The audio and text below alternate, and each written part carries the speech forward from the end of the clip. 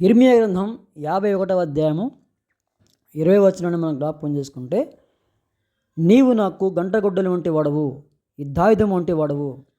నీ వలన నేను జనములను వెరగొట్టుచున్నాను, నీ వలన రాజ్యములను వెరగొట్టుచున్నాను, నీ వలన గుర్రములను రౌతులను వెరగొట్టుచున్నాను, నీ వలన రథములను వాటినెక్కిన వారిని వెరగొట్టుచున్నాను, నీ వలన స్త్రీలను పురుషులను వెరగొట్టుచున్నాను, నీ వలన ముసలివారిని బాలులను వెరగొడుచున్నాను, నీ వలన యవ్వనులను కన్యకలను వెరగొడుచున్నాను, నీ వలన గొర్రెల కాపులను వాటి గొర్రెల మందలను వెరగొడుచున్నాను, నీ వలన దున్నువారిని వారి దిక్కుటెదులను వెరగొడుచున్నాను, నీ వలన ఏలికలను అధిపతులను వెరగొడుచున్నానని దేవుని వాక్యము సూటిగా స్పష్టంగా మాట్లాడుతూ ఉంది.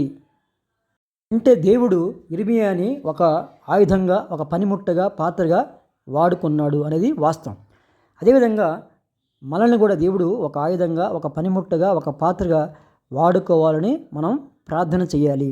అదేవిధంగా దేవుని యొక్క చిత్తము మన జీవితంలో నెరవేర్చబడాలి. ఎందుకంటే మన వలన అనేక మందిని దేవునిలోకి నడిపించాలని దేవుని వాక్యం మనతో జ్ఞాపకం చేస్తూ ఉంది. కాబట్టి మనము కూడా ఒక అబ్రహాములాగా, ఒక ఇస్సాకులాగా, ఒక యాకోబులాగా, ఒక పౌల్లాగా మరి దేవుడు వాడుకోవాలని ప్రార్థన చేద్దాం. కాబట్టి ఈ వాక్యం దేవుడు దీవించును గాక. ఆమేన్.